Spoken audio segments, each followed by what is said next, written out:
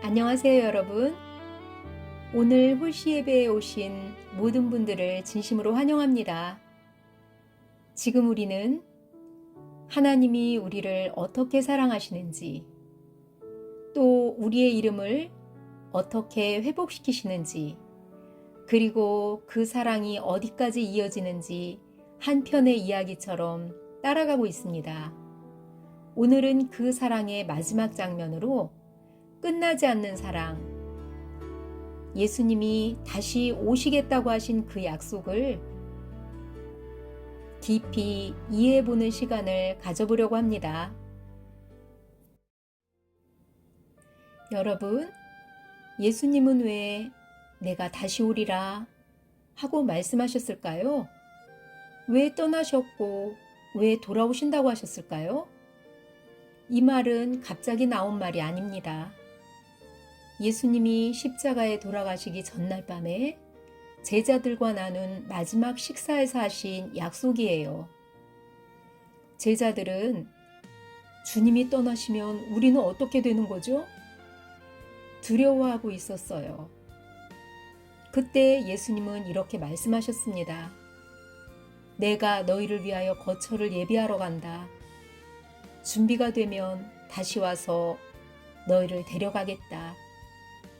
헤어짐의 말이 아니라 꼭 신랑이 신부에게 하는 사랑의 약속 같은 말이었어요. 그래서 예수님은 사람들이 잘 알고 있던 유대인의 결혼 풍습을 통해 자신의 사랑을 설명하신 것입니다. 이제 함께 보실 다음 영상 속에 신랑과 신부의 이야기에서 우리가 그 약속을 더 깊이 이해하게 되길 바랍니다. 함께 보겠습니다. 이스라엘의 작은 마을에는 조금 독특한 결혼 풍습이 있었습니다. 이야기를 이해하려면 그 풍습을 잠깐 들여다봐야 합니다. 그곳에서는 한 사람과 두 번의 결혼을 하게 되는데요. 신부의 집에서 첫 번째 결혼이 먼저 시작됩니다. 어느 날 신랑은 조용히 신부의 집 문을 두드렸지요. 여기는 이스라엘의 따뜻한 햇빛이 비추는 작은 마을. 석회석으로 지어진 집들이 반짝였고 골목마다 포도잎이 흔들리던 그곳에 한 소녀와 청년이 살고 있었습니다. 두 사람은 오래전부터 조심스레 서로를 바라보곤 했어요.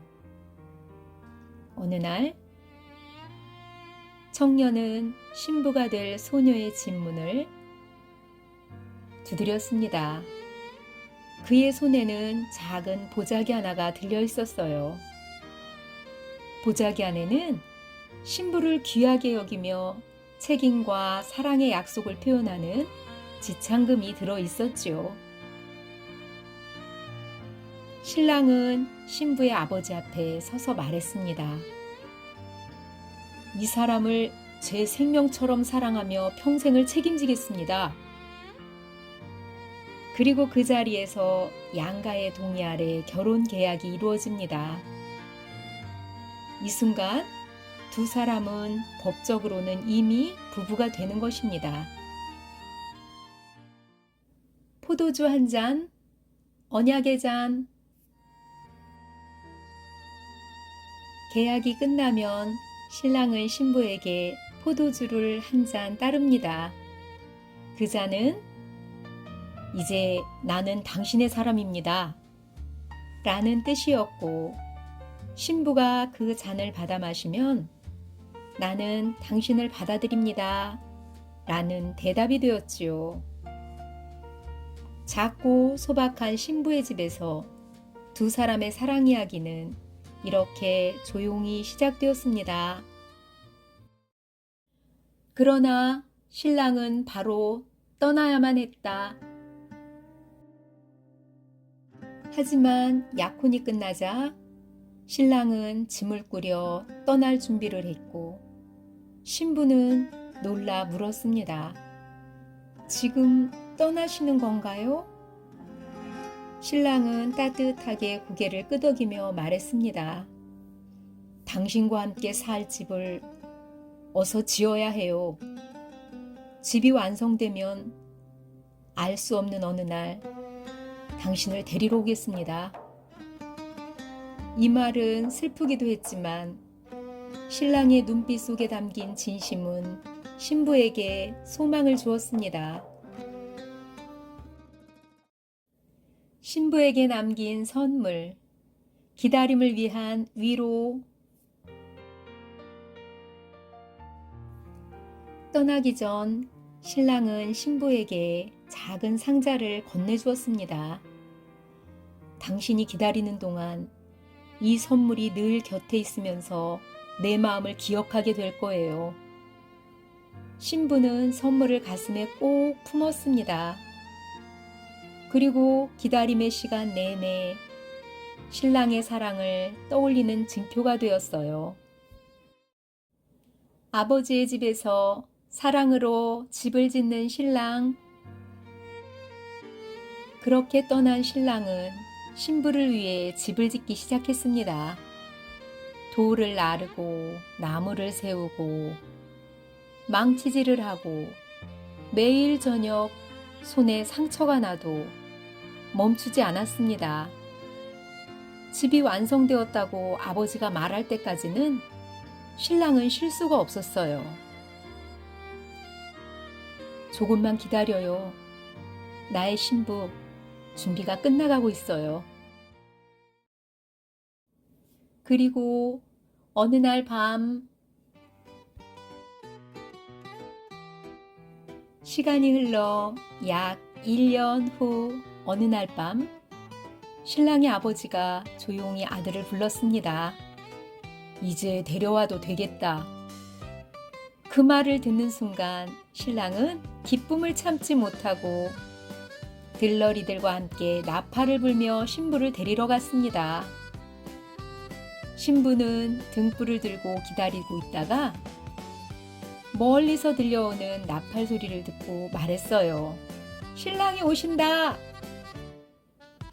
그리고 두 사람은 신랑의 집에서 7일 동안 이어지는 큰 결혼잔치를 열었습니다. 이것이 이스라엘 사람들이 사랑을 완성하던 방식이었습니다. 약혼으로 시작해 오랜 기다림을 지나 마침내 하나가 되는 아름다운 결혼 이야기.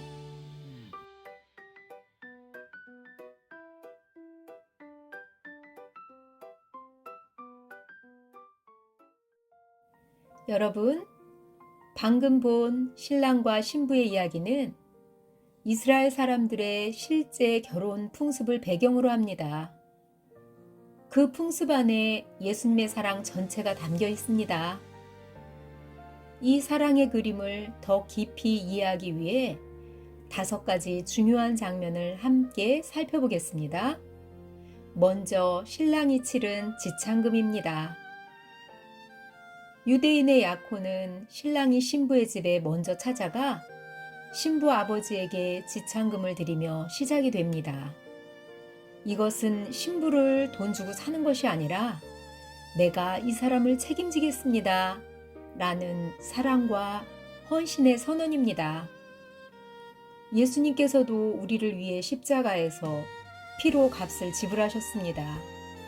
나는 너를 버리지 않겠다. 너를 끝까지 책임지겠다. 그 사랑의 값이 바로 십자가입니다. 두 번째는 신랑이 건넨 언약의 잔입니다. 약혼식에서 신랑은 신부에게 포도주 한 잔을 건넵니다. 신부가 그 잔을 받아 마시면 나는 당신을 신랑으로 받아들입니다. 라는 의미거든요. 예수님도 마지막 밤 제자들에게 포도주를 나누시며 말씀하셨습니다. 이 잔은 내 피로 세우는 새 언약이다. 우리는 그 잔을 받으며 주님, 저는 주님의 신부입니다. 고백하게 되는 것이지요.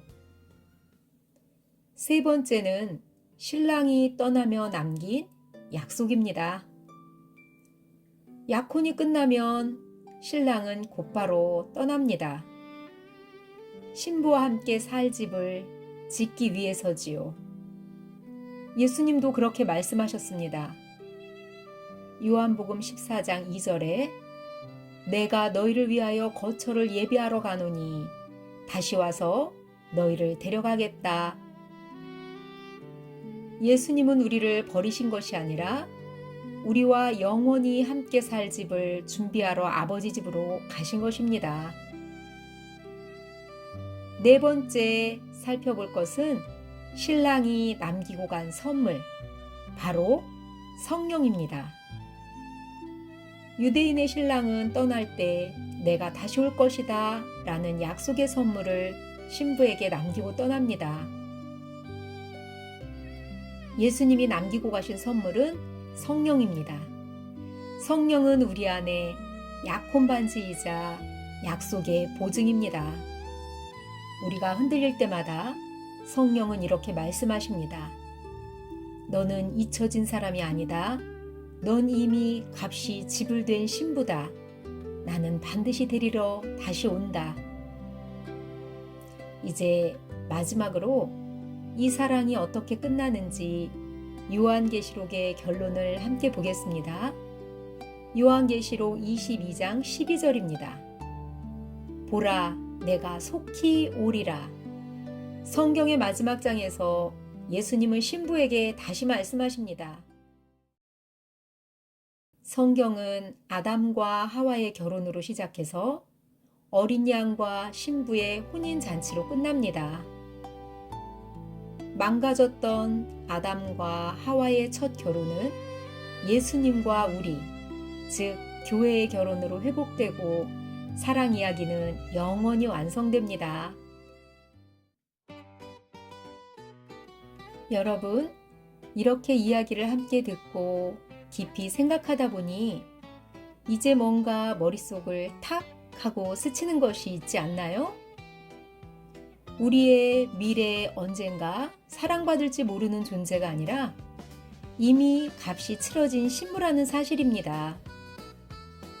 이미 십자가로 값이 지불되었고, 이미 성찬으로 언약이 맺어졌고, 이미 성령이 선물로 주어졌으며, 이미 신랑은 다시 온다고 약속하셨다는 사실입니다. 지금 우리는 버려진 사람이 아니라 다시 오실 신랑을 기다리는 사람이라는 사실입니다. 마무리 기도하겠습니다. 주님, 십자가로 나를 사시고 성령을 선물로 남기시며 다시 오시겠다고 약속하신 그 사랑을 믿습니다. 기다리는 신부의 마음으로 오늘 하루도 주님을 바라보게 하옵소서. 예수님의 이름으로 기도합니다. 아멘. 사랑은 끝나지 않았습니다. 우리는 약속하신 사랑의 완성을 기다리는 신부입니다. 내 사랑, 내 기쁨, 함께 찬양하시겠습니다. 지금까지 홀씨 예배 하나님의 사랑 이야기였습니다.